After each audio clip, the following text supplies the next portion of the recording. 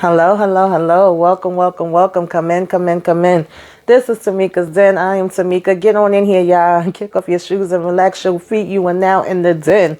So, guys, we are gathered here today, honey. Of course, for the foolishness and foolery that is Love After Lockup, okay? This is Car Chase from Hell, Season 4, Episode 36, according to them. Honey, child, baby boo. All right.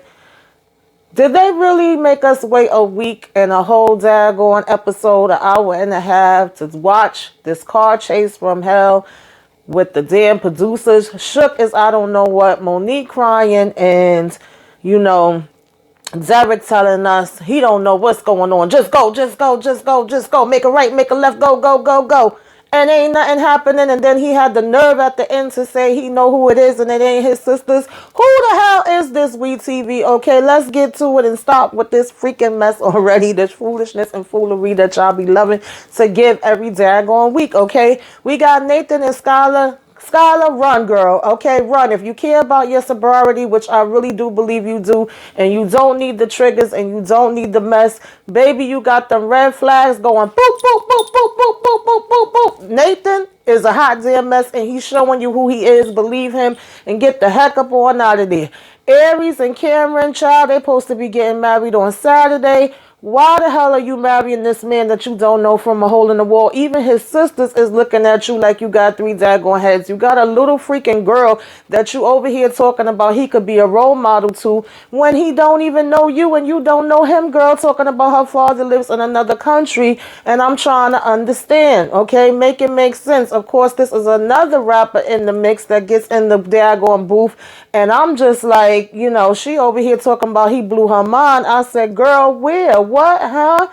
Okay, and then we get to daggone, Justine and Michael. Honey, they trying their best. This is my favorite couple, but parole is not playing with daggone Michael. We got some rules and regulations that we have to follow. Is he going to be able to follow all of them?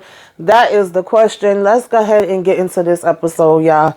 So we're going to start it off with Nathan and Skylar. All right, just get them on out the way because Nathan is a hot daggone mess. In the beginning, I thought, even though some things did seem a little off with Nathan, right? And we are talking about two ex-felons and two people that have daggone drug problems. Not a good combination any daggone way. But I actually, when Skylar was still locked up, was thinking she was going to be the one to come out and be giving him the problems. But baby, it looked like it's going the other daggone way, okay?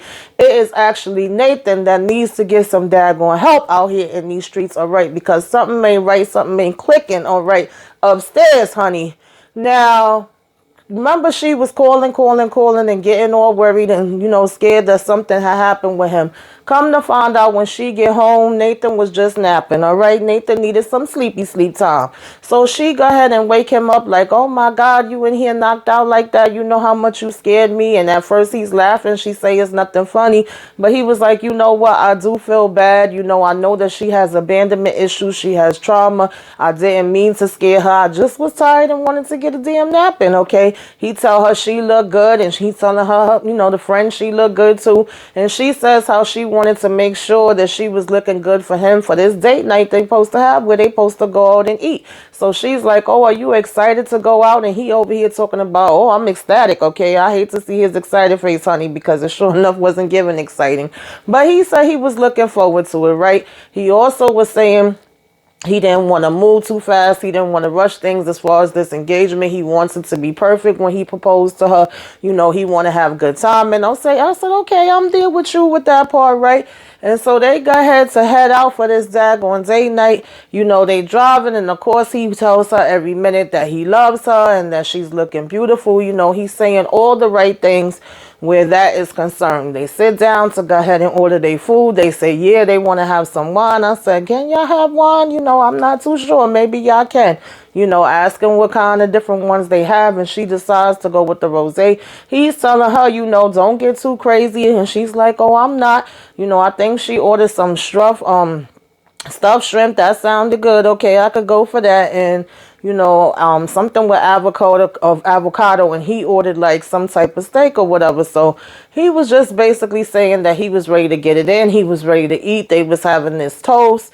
Everything seems to be going good, honey, until it's not. All right.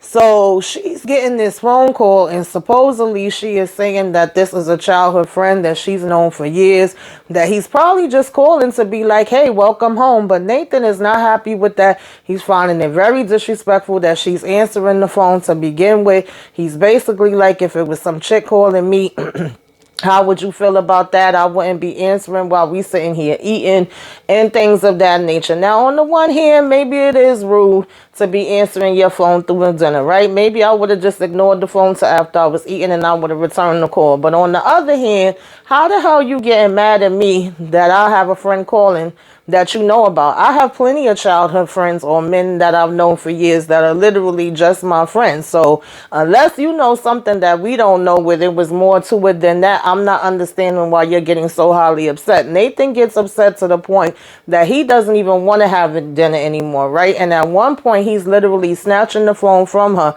and she's just looking at him like, knock yourself out. Now, her saying knock yourself out leads me to believe that she doesn't have anything to hide where that's concerned. But I also would have intervened and wouldn't even let it get to that situation where you could be disrespectful to the person or the person could be disrespectful to you, you know, as that being my friend or whatever the case may be. No, you're not just going to keep sitting here and snatching my phone every daggone minute. So she was telling him that he's acting like a daggone kid. She don't get it, you know, be mature, be a man, act like a daggone adult. She's like, you know that that's my friend. That's been my friend for years or whatever. But he's basically keeping on picking up and hanging up on the guy. At one point, he says to the guy, you know, we're sitting here trying to have dinner and you're interrupting, and the guy's saying like, you shouldn't be keeping on hanging up on me every minute. And so like I said, at this point he doesn't even want to eat dinner anymore. He stands up and says that he's gonna go, and she's like, okay, well, if you're going, go. I'm still hungry. I still want to eat my food. Listen, that would have been me too. Shoot, you figure all she been getting is gel food, and then what he was trying to give her for breakfast, like some donuts and damn I forgot what it was, donuts and muffins, child. I would want some real food too. So she like, nah, I'm going to sit here and I'm going to eat. If you want to go, then go. And he's going, stand up, come on, go. And she's like, no, sit down and eat with me. She's like, stop it. You're embarrassing me. Like, cut it out. At this point, other people in the restaurant are looking around. And for the third or fourth time now, we are hearing Skylar say, I'm so shocked. I can't believe this. I've never seen him acting like this before. You know, but oh, this is our first date and our first time out. You know, this behavior is actually starting to kind of scare me a little bit. I don't like it. If it comes between me choosing my sobriety and this, I'm going to have to bounce, because this is not it. This is, you know, actions that can make me get triggered and make me want to go and use drugs. And I'm saying, yes, Scarlett, run, girl. Okay, run, because Nathan actually does storm off. He's cursing and carrying all on. She's like, I can't believe this. Now, in the meantime, when he goes to storm off, another guy who apparently owes her money from whenever back, okay, comes over and gives her a shout out saying, welcome home, gives her the shot. And at the same time, Nathan just so happens to be calling on the phone saying, you're not going to leave for real? I'm leaving. I'm already halfway down the street. And she's like, okay, well, if you're going to go and you're going to get all excited like that and start a whole daggone argument because of, you know, somebody that's calling me, then go ahead. I'm still going to sit here and eat my daggone food. You know, if you go, go. So he overhears the guy saying this and giving her the shot, you know, the shot, and he's like, I'm on my way back. So he comes back and he's yelling and screaming, you think I'm a bitch? You think I'm a bitch? And it's like, yeah, actually, I do, Nathan. Okay, maybe Skylar doesn't, but I do, because you're carrying on and acting like a bitch right now. Like, is it really necessary for you to be doing all of this? And he's saying, get up and go. He's saying the reason why he supposedly wants to go like that is because he's trying to prevent himself from going off. He's trying his best to handle it in a different way. He's like, messing with you, if I stay in here with this situation, then I will end up going to jail. And that's why I'm saying, let's just get up and go. And so at this point, she's like, check, please. And she's basically telling him that he ruined the whole night, that she would never want to be out nowhere with him in public again because of how he behaved himself in public. Obviously, you have control issues, and, you know, your jealousy and stuff like that is way more out of hand than what I thought it was. You're being controlling and all of this different kind of stuff. And again, I agree with everything that she's saying. So now at this point, when she's saying that to him, he's going, oh, well, What does that mean? You don't want to be with me no more? Yeah, maybe not. Maybe this is not going to work for us. Okay, so basically that was their situation. I said, child, honey, Skylar, if you know what I know, go ahead, girl, because I could definitely see that adding to your situation and you possibly ending up back with damn drugs or back in jail. The whole reason why she ended up having to go back in the first place is because she didn't make it back to the halfway house on time because of a big argument that they had. And so if y'all can't even go out the first daggone night or second night that you're even freaking back home and have a meal without it being an argument, that's the signs right there, okay? Moving on along, we had Justine and Michael, He's sitting here doing his son hair while she's sitting there doing his hair. I just love them and I just, root for them all the time, no matter what. He talking to his son and asking him like, excuse me, you gonna FaceTime me when you get home? His son is saying, yeah. He's like, well, what are you gonna say to me? He's like, oh, I'm gonna ask if I could come back over, okay? And if I could stay again. Obviously, they feel comfortable there, happy there. They're enjoying their time and, of course, enjoying having their daddy home. So, of course, he's saying how, the hardest thing, of course, has been being away from them and that he knows it's hard on them with him staying there, Justine's, and not being there with them. But a part of the reason why he can't be there with them is because of the situations with their mother, right? Apparently they live in, was it Rhode Island with their mothers? I think so. And so we got the answer to that because we know that the mothers actually have custody of them. And then Justine was helping out, grandma was helping out, and now we have Michael home. So when grandma was overstepping before, that was one of the things that I was curious about. So you didn't have custody of them, apparently. So I don't know what your issue was and why you started this argument to begin with. But she is the one that's coming to pick up the kids to bring them back to their mothers. And in the meantime, when she comes there, then her and Justine can have this conversation that he wants them to have. So now, the next thing, though, is that not only is it a situation of what your relationship is with their mothers, but you got this parole meeting to go to, right? Where you got to report in and find out what's what and whether you are even going to be able to leave the state. And depending on whether you can leave the state or not, is actually going to also have an effect on how much he could see the kids, because the kids could come there to see him, but he can't just go visit the kids how he wants to. So now when he goes into this, before he even goes in, the mother gets there for the kids, and Justine does ask to speak to them, because remember, he asked her if she could go ahead and apologize, and she's like, look, I don't mind apologizing to her if she's going to apologize to me too. We actually even see them outside for a minute playing with the kids, playing basketball and all of this. So then his mother and sister come. Of course, they already have this attitude, like they all ready to hug him up, but they looking at her with the side eye.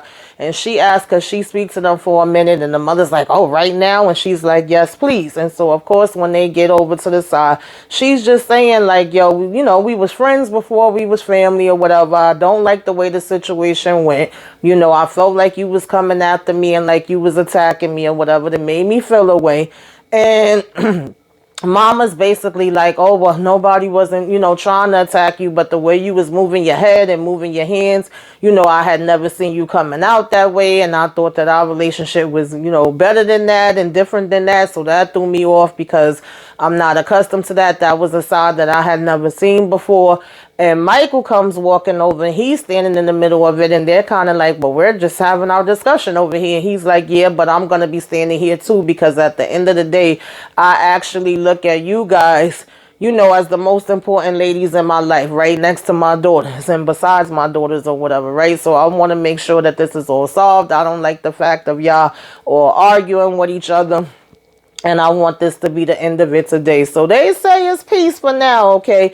But of course, when Justine walks away, it's still kind of like, oh, we got to start all over again. We got to, learn this fresh. Because the sister was saying, she can't just be phony and be like bygones be bygones and act like nothing ain't happened or whatever. And in terms of the mother, like I said, she's basically saying she had never seen Justine come in this way. And, you being a friend and now you being a family is a different thing. And Justine basically was saying to them that at the end of the day, they all care about Michael and he's what's the most important thing and all of that. So we got a little bit of a, peace treaty between between them right now. So now they go to leave with the kids. He's hugging them up and all of that. And him and Justine go ahead and ride over to this, parole meeting. And in the meantime, she's also letting us know that, these matching outfits that they be wearing, that's all Michael's idea, okay? Not hers. He was the one that told her to do it, but she just was like, okay, if you want to look like me, I'm here for it. And she went and picked the outfits. And I said, yeah, it's cute, I guess, for y'all. It's not necessarily something I would do now. If we was going out to a concert, out to dinner somewhere, he might match his tie and his, handkerchief or whatever, or something with his suit, with my dress, and maybe with the pajamas he got on the bottom, I got on the top. But y'all be like, every single daggone thing, honey, probably down to the underwear is matching. I'm just like, it's a bit much for me, but it's cute on y'all. I'm not mad at it. So they go ahead to this meeting, and Michael comes out feeling kind of defeated. He's like thinking the hardest part is over. He can move on with his life now. He wasn't expecting to have so many, regulations and repercussions. He actually has to be on this to 2042. I said, damn, yeah, that's a little minute. Okay. So then when he comes out, he's like, yo, they really hit me with a lot of rules and regulations. I cannot leave the state at all, for 60 days. I'm not going to lie. I'm very disappointed. He's basically like, I didn't expect it to be all these damn, limitations and stuff. I knew that there would be some. And he basically was saying he can't have no type of police contact, even if it was a situation where they were knocking at the door saying, did y'all see somebody that went to the neighbor's house and stole a bike? He has to say something first, because if somebody else calls them and say that the police was at their house, he could even get in trouble for that. He has a curfew where he has to report in by 9 o'clock. What was the other thing? The probation was even saying they could come by the house anytime, walk all through, check what they want to check, pull out a cup and be like, you got to pee in this right now. And so Justine was like, damn, this hits me too. This affects me too. It's like if he's still locked up in a sense, because it's still going to have an effect on her, because now her things have to be on hold. She was thinking with him being out that it was going to be a little bit more freedom, and this basically is frustrating for her too, right? And he's basically saying that he also had things that he was trying to plan, as far as getting back in the studio, getting this record deal, and that's going to hold up stuff with that, because people are not going to want to work with somebody that has these limitations, that got to be in by a certain time and all that different kind of stuff. That means that it's hard, harder to even deal with that. And she's saying, well, your past decisions are basically still having an effect on you, right? And that they're trying to make it hard for you to see if you actually can manage this and you actually can make it through, and you're going to have to show them that you can. And so pretty much that's actually what it boils down to, unfortunately, Michael. I feel a little bad for him, but I'm sure that him and Justine will go ahead and work it out. I really at least hope that they do, because he was saying like, when you're an artist, you got to go to different states as for that as well. And of course, that's going to be a problem with that. You got to be able to come to certain meetings and all of that kind of stuff. And the biggest part, of course, is that he would not still just be able to go and see his kids when he wants to. So these are all factors in there, right? Now, child, Gabby and daggone Chris, I honestly don't care. When it comes to these two, I really, really don't care. But honestly, they wake up, right? He's in the kitchen. First, he's over here talking about he want to make coffee, but he don't even know how to make coffee. He looking to see what she got in the house, what he could come up with. He pour her some juice and he find a damn cake, and he's saying this could be breakfast. He want them to start over fresh. He want to make it right. She's waking up talking about, I would have never thought the first night that he would be here from the halfway house. He wouldn't be in the bed with me. He's saying he slept on the couch all night. She's like, well, first and foremost, I want this apology from him. And then he come knocking at the door telling her that this is breakfast, and she like, that ain't no damn breakfast. He like, well, it's breakfast in jail, okay? So he basically was saying like, she's asked him if he would come out and make breakfast, and he was basically like, well, I don't know how to. It's been so long, can we make it together? So she said yeah, and she come out there frying up some bacon or whatever, making eggs and stuff, and they're talking, and she's basically just like, do you want to be in this marriage or don't you? What is the truth? And he's saying, yeah, I'm all in. I want to be married to you. I want to be living here. He's like, is that so hard? And she was like, I don't know. You tell me, is it so hard? And he basically says no. At one point, of course, he keep with the, oh, you're not going to give me no kiss. I can't get no kiss or nothing in the morning. And they giving these little fake pecks or whatever. And then she was like, eat the egg, swallow the egg first or whatever. You're not going to kiss me with that in your mouth. And he's over here like, yeah, swallow it. And then she laughs and she talking about something. No. And he's still saying she the apple of his eye, the best thing since cooked rice. She's saying she love him still and she still wanted to work and all of this. But of course, it's still this damn secret that we don't know about, right? And then he starts getting ready. He coming back out, of course, after they finally go ahead in the room and get it in, okay, get the boom boom room going. He comes out getting ready and saying that he got to go to probation. And she's saying she going to her mom's. And he's like, oh, well, what y'all got planned over there? She's like, oh, nothing much. Of some things I need to discuss with my mother and I need to get together, whatever have you. And so he tell her, okay, he leaving. He'll see her later. When he get downstairs, now we see in the car. So he like, what's going on here? She told me the damn car was in the shop, that it was getting worked on. He like, I know I'm not bugging. So of course, again, for the 1,000th damn time, y'all, if I hear about this money one more time, we gotta hear about how he spent this money, how it's actually him that bought this car, not her. Why she lying, why she playing games. She must be trying to get back at him about something. This the part that he don't like and all of that. And he calls her up on the phone like, isn't this the car down here? And she's basically like, yeah. So he was like, well, then why the hell are you lying? Why would you tell me that it's in the shop and it's not? He's like, yo, calm down. So when she comes down, he still, of course, is asking her, why did you lie? Why are you telling me the car's in the shop and all of this?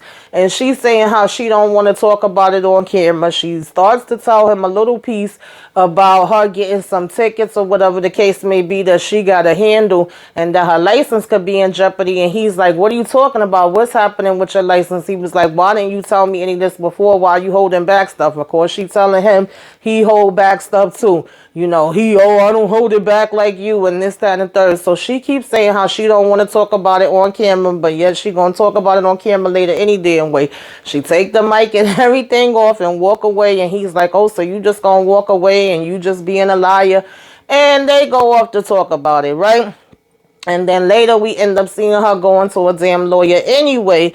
And essentially what she tells the lawyer first is that her daggone license is freaking suspended, right? And she got caught driving with the suspended license 2 different damn times.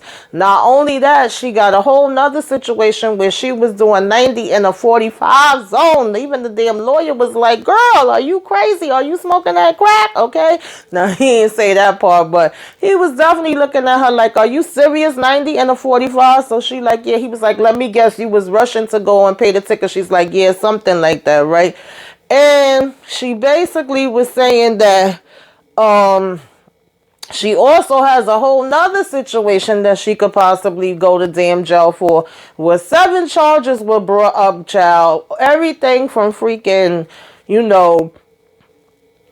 assault on a daggone police officer to like some terrorist shit. I said, Gabby, what the hell was you into? Talking about she was trying to go help a damn cousin of hers and she was basically drunk and they was in a bar and I guess a fight broke out, and when the cops came she must have been just still going off on the damn cops and everything else too. So now she got a whole big mess, and the lawyers like saying it could be 4 years for this, it could be 5 years for that, depending, would you want to fight it? Would you want to plead guilty or not guilty? She even starts to ask the lawyer, what her situation would be as far as getting a divorce. Would he know anything about divorce or anybody that he could recommend her to? Because she like, if you would have asked me yesterday, I would have been ready for a divorce. But today things is better. But she's also trying to see if by chance she does go to jail, how that would affect Chris, since he's supposed to be, paroled to her house. And of course, he's saying that depending on what happens with any of her cases, it can have an effect on him. And it may very well be a problem with him coming to stay there.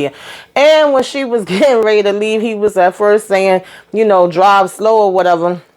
And then he was like, as a matter of fact, don't drive at all, okay? So I know he got to be like, this freaking nut right here. Like, Gabby is a whole mess. But yes, she's staying talking about Chris, his family, and everything else. I'm just saying, because every time they show this couple, I see more and more and more of all the different problems they had and why it was a daggone issue and why they didn't last, okay? It's plain as freaking day. So now, get into... Get into Aries, Iris, whatever the heck, however you pronounce her name, and Cameron. Child, they on their way to the studio, okay? He getting back into the studio. He want to get back to work. They also trying to plan this daggone wedding. And she is basically saying she don't want to see no Patron. He better not go nowhere with no Patron. He better not look at Patron. He better not smell Patron. He better not drink Patron, okay? She need him to get his act together and act right. Of course, that ain't gonna happen, right? So they get in the studio and they basically, of course, saying what's up, you know, or happy to see everybody catching up. And they are also, of course, first and foremost, saying we getting married, okay? We getting married immediately, okay? ASAP, like yesterday. And they asking, you know, the guys in there, do y'all have suits? You know, well, get your suits ready because it's going down and it's going to be going down on Saturday, she tells them. You know, it's happening Saturday, so be there or be square. So now he go ahead, you know, one of his friends actually stepped out and was talking on camera for a minute and was saying like, wow, I'm really shocked. You know, I was definitely not expecting to hear no marriage because as soon as he brings up the whole we getting married, everybody in the studio, you could have heard a pin drop. Okay, it was silence. It was crickets. Everybody was just like,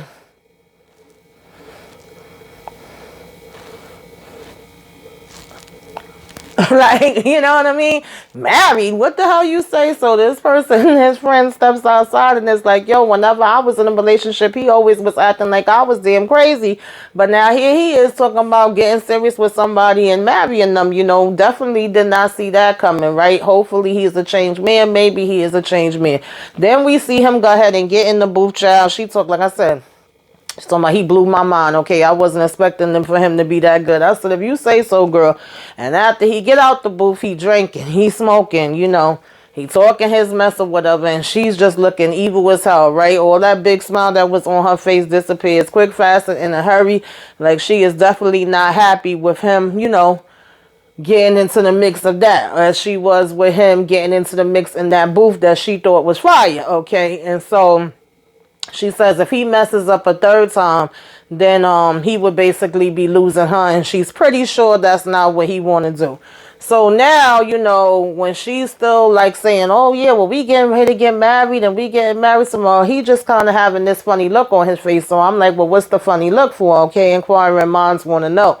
Now, they go ahead back to take care of their business. They waking up the next day, and it's all about going to get this marriage certificate and take care of the things that they need to take care of in order for them to, you know, go ahead to have this so-called wedding that they going to have on Saturday. Now, you know, of course, they saying we going to get up, we going to brush our teeth, we going to start getting ready for this day, whatever have you. And so he's letting her know, like, he talked to his sister, and she's going to be meeting him later. He going to be getting this suit later. You know, he's kind of nervous for her to meet his sisters. All of this is new to him, and the fact that it's happening so fast. And then she's saying, I'm pretty sure, you know, you're going to handle everything good. He's also nervous about her daughter. And she talking about some, even though she feel like the wedding is happening fast and she hasn't really gotten a chance to know him and meet him face to face. They have talked on the phone all the time. And she was like, she is going to need, you know, her child's stamp of approval. But I said, girl, that still don't cut it. You talking about marrying this man in like a damn day or two. And you want your daughter's approval and want her to like him and be comfortable with him in 2 damn days or less than a day. Girl, no. No, that's not how we do stuff. I'm sorry. She's talking about she want them to build a bond. What damn bond? I'm building in a couple of freaking hours, girl. Anyway, moving on from there. They go ahead to go. You know, they walk to go ahead and get this damn certificate. They get the certificate. They cheesing and they happy and smiling because they got the certificate or whatever have you. And then they go ahead to this damn, you know, suit shop to get the suit, and of course they are supposed to be meeting his sisters there as well. Honey, I like the sisters. Okay, the sisters was giving me what I needed to be gave. Okay, we walk in, he giving them a big hug. Well, one sister was there first. He giving her a big hug. You know, of course she's shocked to see him, you know, coming in talking about, well, why are we meeting in this suit shop? Oh, yeah, because you got to go, you know, buy y'all some outfits because we going to go ahead and get married on Saturday. She looking like, I know you freaking lying. Okay, who getting married to who, what, where, and what? You know, she giving her a hug and acting cordial with her, but you know, she definitely wasn't hiding the shock and the dismay of the situation. And you could tell at one point that Aries got a little uncomfortable with it. And she was just like, I'm going to step to the side and I'm going to let y'all go ahead and, you know, talk for a minute or whatever. And she's like, you know, is she pregnant or something? And he like, no. And then his other sister walks in and he's just kind of like Saved by the Bell. But she like, nah, ain't no damn Saved by the Bell. Like, are you freaking crazy? And so when the other sister walks in, and she's saying, you know, what's going on. And of course, the first sister that he already told, she can't wait and even hold that, honey. She like, oh, he getting married. And she's like, excuse me, what? She was like, yeah, Saturday. You know, and I noticed that she didn't give Aries as big of a hug as the first one did. She just looking like, what? I know you didn't just say married tomorrow. What the hell y'all talking about? So then she's like, hold on, what's going on here? So he was like, yeah. And she's like, well, I guess congratulations is in order. And then he's like, thank you. And she was like, well, what did y'all meet? What's going on? Like, you ain't even giving us a chance to know what's happening. And we about to be bridesmaids. Like, what is happening here? So, you know, basically he was like, you know, y'all go ahead and talk for a minute while he go ahead and get fitted for this suit. So she was like asking her, when was this engagement? She's like, yesterday. She was like, oh, so he came in all crusty, busted, dusty, musty. I said, okay, sis, you already know what time it was, and got down on one knee, asked you to marry him, and you just said yeah. And she was like, yeah, pretty much that's how it was, you know. And so she's like, if you don't mind me asking, I'm not trying to be funny, but y'all don't even really know each other like that. You know, she's sitting here showing her the ring, and they like, okay, I see. So she's like, I'm not trying to be funny at all, but seriously, like, you don't think this is a little fast? And she was like, you know, this is my baby brother and all of that. And Aries was like, I get it. I got baby brothers too. She was like, y'all don't think that y'all rushing. You know, this is kind of a serious step. That's where my concern would be. I would have some hesitation with that. And so, of course, then Aries starts to tell them about her daughter. Her name is Lena. She not. And they like, well, especially with you having a daughter, we got kids too. We know we would be protective of our kids. She was like, not saying my brother is a bad dude, because, of course, he's a good dude to me as my brother. And I've known him all my life. But, girl, you don't know him from a hole in the damn wall, basically. And so she was like, do you really think that's a good idea? And that's when she starts to tell them how, you know, Lena's father is out of her life. He's out of the country. She don't really have that role model in there. And she's supposed to be meeting, you know, her later today. And they're going to bond and spend time with each other and hopefully get to know each other. And she hoped that they're going to get along. And they looking at her, girl, the same way we looking at you, okay? And so they basically was nice about that as well, though I did appreciate that. They was like, well, we gonna have to go ahead and meet our niece too, okay? And so, you know, he coming out with this bright red damn suit on. I said, I guess, child, I guess. And, you know, he asked them, do he look like he just got a job 48 hours ago? And they like, no, and he's pretty much like he ready. So they was like, well, now we got to go get ourselves ready. We got to find something to wear to this damn wedding. And the damn stores is about to close. So they go ahead, you know, about their business. Now, in the meantime, child, I said, I hope you know what you doing, girl. That's all I could say. I hope you know what you doing. You know, they said they was going to ride for this no matter what. She seems like she's there for him, and that's what's important. And they said they hope they ain't got to run up on nobody and nothing don't go wrong, because, baby, if it's time to run up, they going to run up, okay? And they run up different. I said, okay. You know, they going to have to pull up, I should say. So we'll see how that goes, honey. I do not know. I do not know, baby. When I tell you we get hot mess after hot mess after hot mess after hot mess after hot mess up here, okay? So, moving on from that, child, we get back to this high-speed damn chase with freaking,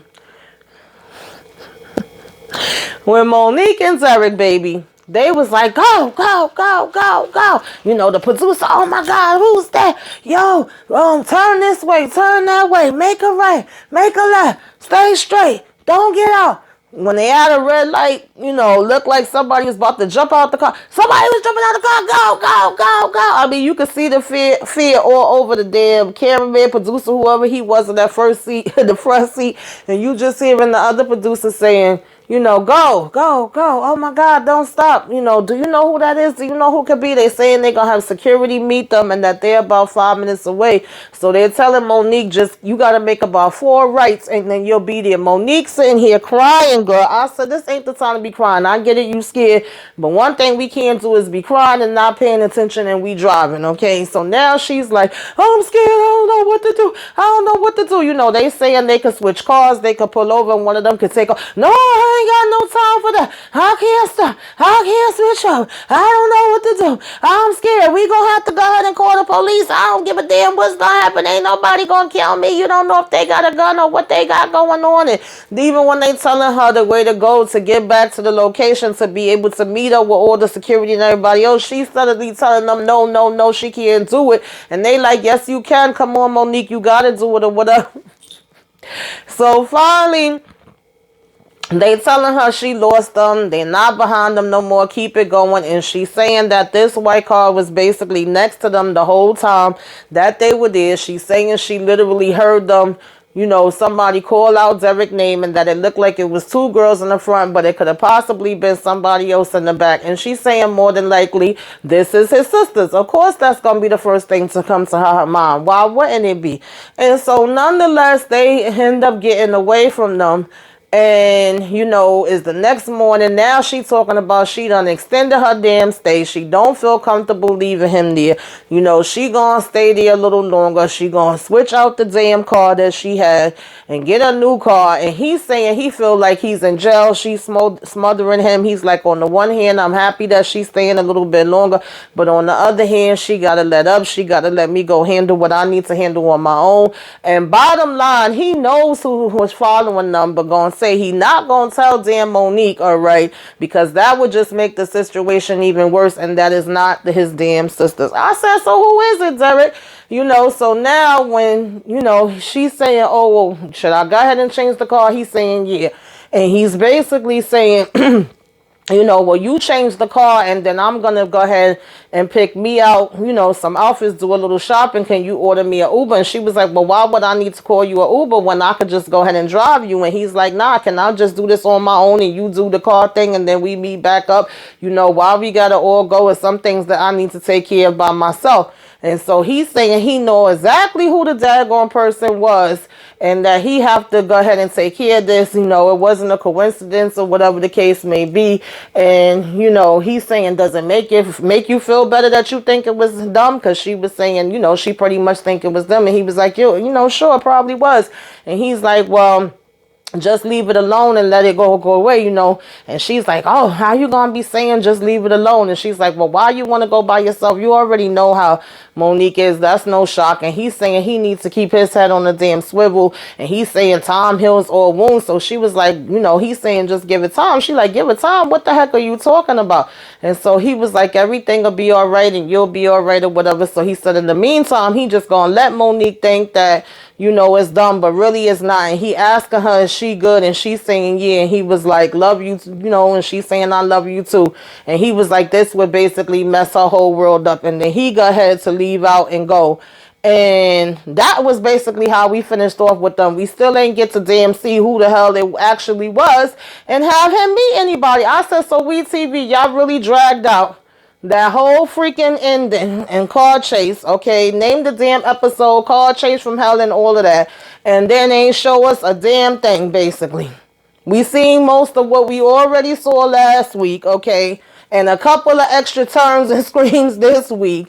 And just seeing him saying that he actually knew who it was that whole time. I said, really? And I said, now, Derek, see, I was starting to give you a little bit of credit on the last episode, and now I gotta take that same credit that I just gave you right on back away because, child, who the hell is this and why the hell was they chasing you? Okay, I need y'all to get to it for real. Don't keep dragging this sugar honey iced tea out, okay? But anyway, y'all go ahead and put it in the comments. Tell me what y'all thought about this episode, honey.